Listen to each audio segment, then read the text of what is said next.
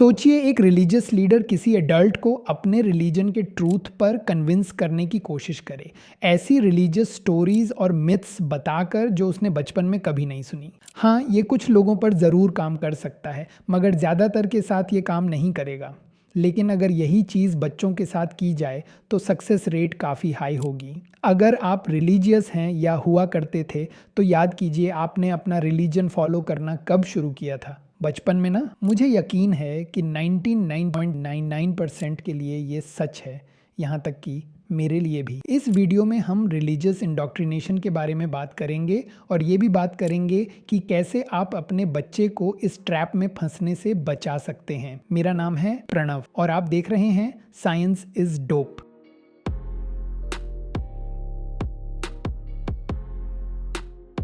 इस वीडियो को बनाने में मेरे Patreon, buy me a coffee, Nas IO और यूट्यूब के सपोर्टर्स ने मेरी मदद करी है। अगर आप मेरी मदद करना चाहते हैं तो आपको लिंक्स नीचे मिल जाएंगी। जब हम बच्चे होते हैं तो दुनिया के बारे में कुछ भी नहीं जानते, हमें कुछ पता नहीं होता जब तक हमारे पेरेंट्स हमें नहीं बताते या कोई और ग्रोन अप जिस पर हमारे पेरेंट्स ट्रस्ट करने को कहते हैं, जैसे टीचर्स। आप बहुत आसानी से समझ सकते हैं कि इससे कैसे प्रॉब्लम्स क्रिएट हो सकती हैं, क्योंकि ये कोई भी मदरसा का या संडे स्कूल का टीचर हो सकता है या कोई योगी जो अपने चेलों को एवोल्यूशन के बारे में बताए। ये सब लोग बच्चों को सिखाते हैं कि उन्हें क्या सोचना चाहिए इंस्टेड कि उन्हें कैसे सोचना चाहिए। वो रिलीजियस मिथ्स और आइडियाज़ बताएंगे कि दुनिया में हर चीज़ क्यों और कैसे है, और बच्चे बिना सवाल किए इसे मान लेंगे क्योंकि उन्हें सिखाने के लिए और कोई नहीं है।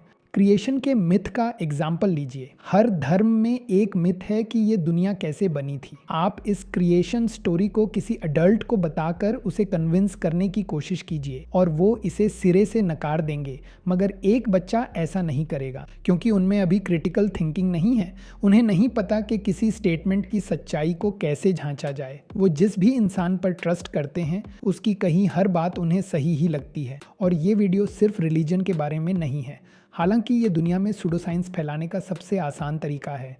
ज्योतिषी, टैरोट, वास्तुशास्त्र, क्रिस्टल, नए ज़माने की स्पिरिचुअलिटी, हर तरह की ऑल्टरनेटिव मेडिसिन जैसी चीज़ें, ये सब ऐसे जाल और स्कैम्स हैं जिनसे आप बच सकते हैं क्रिटिकल थिंकिंग का इस्तेमाल करके। क्रिटिकल थिंकिंग रीडिंग और राइटिंग जैसी है। ये एक स्किल है जिसे सिखाना पड़ता है। बच्चों को सिखाना पड़ेगा कि किसी भी नए आइडिया के बारे में उन्हें कैसे सोचना है। उन्हें सिखाना पड़ेगा कि उन्हें बताई गई हर चीज़ सच नहीं होती और कैसे इवेल्युएट करते हैं कि कोई बात सच है या नहीं।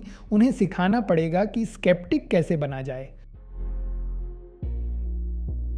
फरवरी में मेरा कुछ आस्तिकों से एक डिबेट हो गया और उनमें से एक ने ये कहा, I asked you what's the Christian stance or what's your stance on these things, right? I don't see any problem with Genesis and the known scientific facts of our day. Really? ये जिस genesis के बारे में बात कर रहे हैं वो बाइबल का पार्ट है जिसमें गॉड के बनाए हर क्रिएशन के बारे में बात की गई है। ये साइंटिफिक कैसे हो सकता है? एडम और ईव का कॉन्सेप्ट साइंटिफिक कैसे हो सकता है? बोलने वाले सांप कैसे साइंटिफिक हो सकते हैं? मैं सोच रहा हूँ कि एडल्ट होकर भी कोई कैसे इस पर बिलीव कर सकता है। ज़रूर बचपन में आपको यही सब सिखाया गया होगा, मगर एक एडल्ट होकर आप इन सब आइडियाज़ को क्यों नहीं ठुकरा रहे हैं? एक एनालॉजी का यूज़ करता हूँ। मान लीजिए कि आप दुनिया के बारे में जो कुछ भी सीखते हैं वो आपके दिमाग में ब्लॉक्स के स्टैक में एक और ब्लॉक बन जाता है, और सबसे पहली कुछ चीज़ें जो आप दुनिया के बारे में सीखते हैं वो उन सब ब्लॉक्स का बेस बन जाता है। ये बेस ही डिसाइड करता है कि आपका दुनिया पर क्या पर्सपेक्टिव है। इसके बाद सीखी गई हर चीज़ इस पर्सपेक्टिव से ही देखी जाती है और इस पर ही बनी होती है। जब आप बड़े हुए होंगे तो दुनिया के बारे में आपने कई नई चीज़ें जानी होंगी। तब तक वो स्टैक इतना बड़ा हो चुका होगा कि फिर वो पर्सपेक्टिव चेंज करना बहुत मुश्किल होगा। ये इम्पॉसिबल नहीं है, मगर बहुत मुश्किल हो जाता है, क्योंकि बेस ब्लॉक में कोई भी चेंज होने का मतलब पूरा स्टैक नीचे गिर जाएगा और हमारा माइंड पर्सपेक्टिव में आए किसी भी चेंज को रेजिस्ट करेगा, क्योंकि आप इन बिलीव्स में बहुत ज़्यादा इन्वेस्टेड हैं और आपने दुनिया में सब कुछ इसी पर्सपेक्टिव से सीखा है। इसीलिए ये मानना बहुत मुश्किल है कि आपकी सीखी गई हर चीज़ का बेस सिर्फ गलत अजम्पशन से बना है। हमारा माइंड इसे एक्सेप्ट ही नहीं करता, बल्कि हम खुद को बताने लगते हैं कि हम सही हैं और बाकी लोग गलत। यहाँ एक गलत रैशनलाइजेशन का इस्तेमाल करके बाइबल के ओरिजिन को साइंटिफिक बताया गया है। ये जानते हुए कि दुनिया उस तरीके से नहीं चलती। और ये चीज़ सिर्फ क्रिश्चियनिटी तक ही सीमित नहीं है, कभी कभी ये बहुत क्रिंज हो जाता है।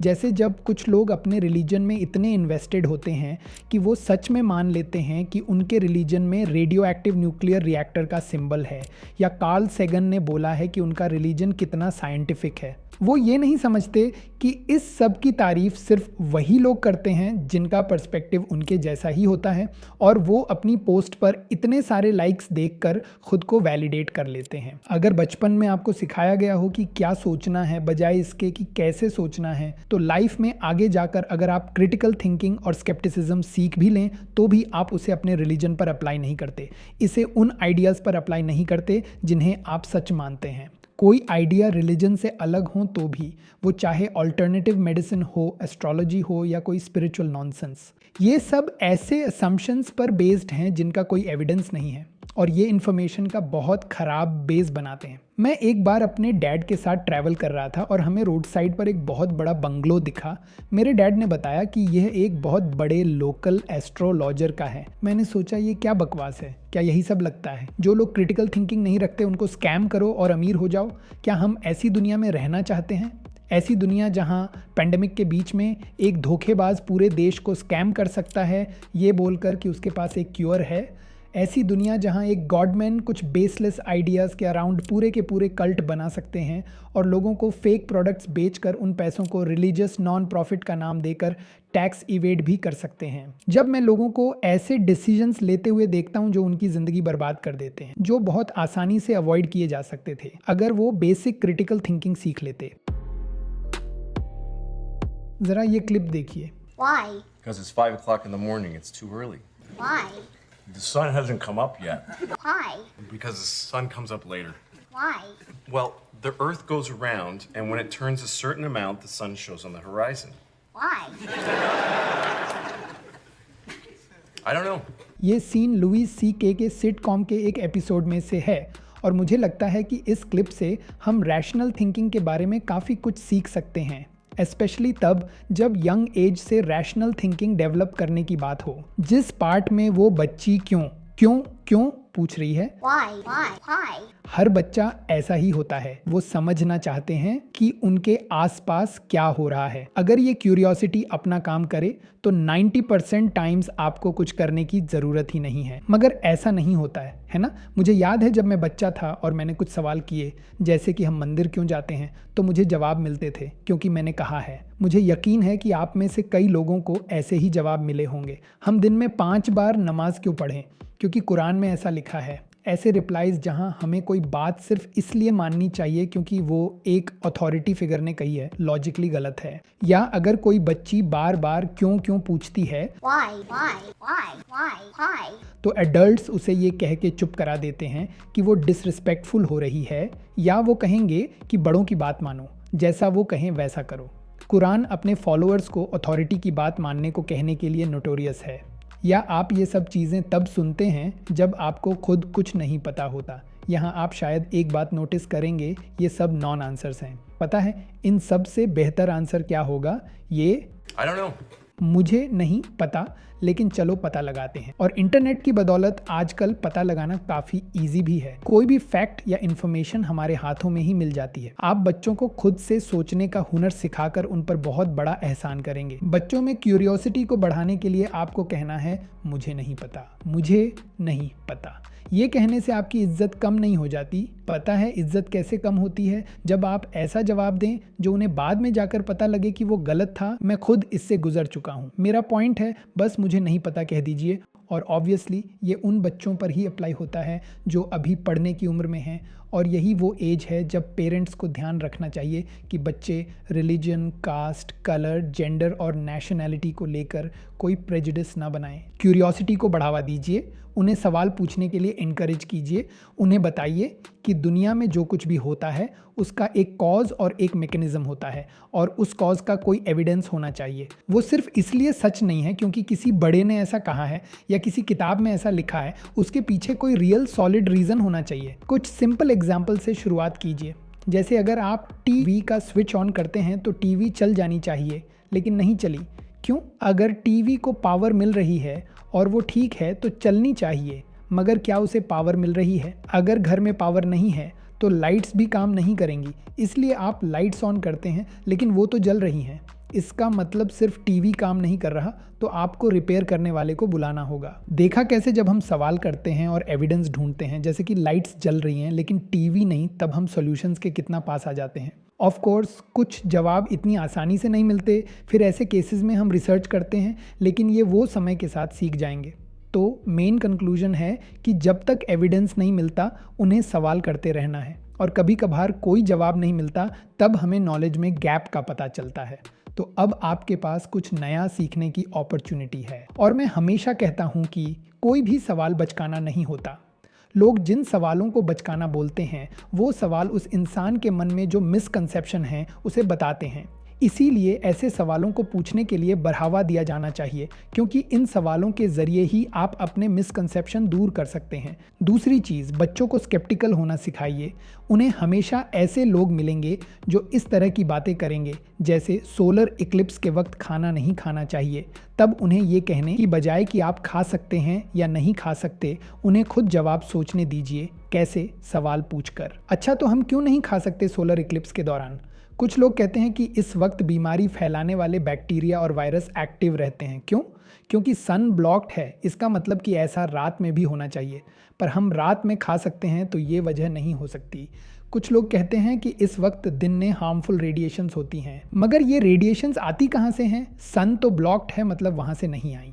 रेडिएशन का दूसरा सोर्स है मोबाइल फ़ोन्स और माइक्रोवेव ओवन्स, मगर ये तो तब भी चलते हैं जब इक्लिप्स नहीं होता है, मतलब ये भी वजह नहीं है। लेकिन वेट, क्या कुछ ऐसे भी लोग हैं जो इक्लिप्स के दौरान भी खाना खाते हैं? हाँ, वो हैं, और उन्हें कुछ भी नहीं होता। तो मेरे ख्याल से इक्लिप्स के दौरान खाने से कुछ बुरा नहीं होता। ऑफ कोर्स ये एग्जाम्पल उन बच्चों के लिए बेहतर है जिनको रेडिएशन, बैक्टीरिया, वायरस जैसी चीज़ें समझ आती हैं। बच्चों से उनके लेवल पर ही बात करना बहुत ज़रूरी है। मगर मैं उम्मीद करता हूँ कि आप भी देख सकते हैं कि कैसे हम स्केप्टिकल होकर फॉल्स क्लेम्स को रिजेक्ट कर सकते हैं। यही स्किल हमें बच्चों में डेवलप करनी है, स्केप्टिसिज्म। अगर वो स्केप्टिकल हुए तो एथिज्म तक अपने आप पहुंच जाएंगे। स्केप्टिसिज्म से उन्हें रैशनली सोचने में और लाइफ के इंपॉर्टेंट डिसीजंस बनाने में मदद मिलती है। वो स्कैमर्स और धोखेबाजों से भी बच सकते हैं। अगर कोई एथियस्ट है लेकिन स्केप्टिक नहीं, वो मेरे लिए रेड फ्लैग है। मेरे हिसाब से वो एथियस्ट किसी लॉजिकल कंक्लूजन से नहीं बने हैं, बल्कि कुछ और ही वजह है। दूसरे लोगों के बिलीव्स का आपके बच्चों पर क्या असर होगा, आपको इसकी चिंता करने की ज़रूरत नहीं होगी, क्योंकि अगर आपने उन्हें स्केप्टिकल होना सिखाया है तो वो खुद ही इन सब के बारे में रैशनली सोच लेंगे। सबसे ज़्यादा ज़रूरी है कि पेरेंट्स बच्चों को किस तरह के बिलीफ सिखाते हैं, क्योंकि बच्चे इन बिलीफ से अपने आप निकल सकते हैं। आप बस बेसलेस आइडियाज़ बताकर उनके लिए ऐसा करना मुश्किल कर रहे हैं। बस उनमें सवाल पूछने की आदत डाल दीजिए, और जब वो आपसे कुछ सवाल करें जिसका जवाब आपको नहीं पता तो कहिए मुझे नहीं पता। और ये पेरेंटिंग गाइड बिल्कुल भी नहीं है। पेरेंट्स को अपने बच्चों को मोरालिटी, सही गलत के बारे में सिखाना होगा। ये सिखाना होगा कि दूसरों के साथ ऐसा कुछ ना करें जो उन्हें खुद के साथ होने पर अच्छा नहीं लगेगा। लेकिन इस सब के लिए ऑनलाइन बहुत सारे रिसोर्सेज हैं। मैं अपनी वीडियो यहीं ख़त्म करता हूँ। अगर आपको मेरा कंटेंट पसंद आया तो मुझे सपोर्ट कीजिए, क्योंकि यही मेरा मेन सोर्स ऑफ इनकम है। आप मुझे वन टाइम सपोर्ट दे सकते हैं इनमें से एक ऑप्शन चूज़ करके, या लॉन्ग टर्म सपोर्ट दे सकते हैं इनमें से एक ऑप्शन चूज़ करके, जिससे आपको स्क्रीन पर दिख रहे पर्क्स मिलेंगे। अगर आप मेरे हाईएस्ट टियर सपोर्टर बनते हैं तो आपका नाम भी इस तरह वीडियो में डिस्प्ले होगा। चलिए मिलते हैं नेक्स्ट वीडियो में, और तब तक रैशनल बने रहना भूलिएगा नहीं।